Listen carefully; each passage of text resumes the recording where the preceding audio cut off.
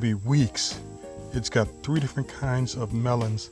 We're gonna cut this open, see what it looks like that we got from the seed seller, and get ready to plant these melon seeds in the area I've got prepped. Well, check this out. The Plant and Heal Seed Company, they're African American owned company.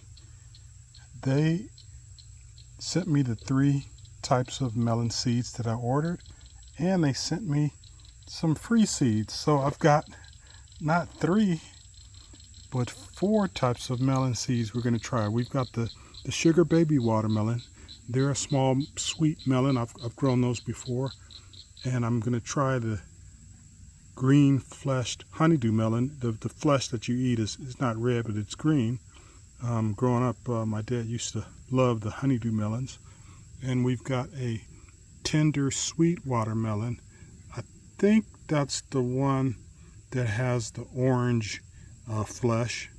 I haven't had those before, but I'm going to try to grow them and try them.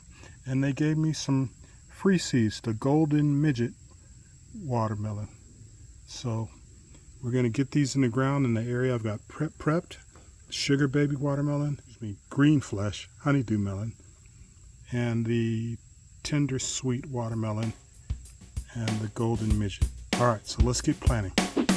Okay, so we're going to show you our progress on our little melon patch we're growing. We've got 3 kinds of melons that are growing. We have the golden midget in these first 3, the golden midget, and I'll ask my editor to insert pictures of the mature fruit so you can see what it looks like on the outside and inside. The next 3, we have the tender sweet. This one here is growing real nicely. Well, they all are growing real nicely. All the 6 over there, you know, this one, and these other 3 rings, you don't see anything. Those are all honeydew. And so we got these from a African American owned seed company, and we'll give you the details of that in this video. Check them out and see if you want to buy seeds from them.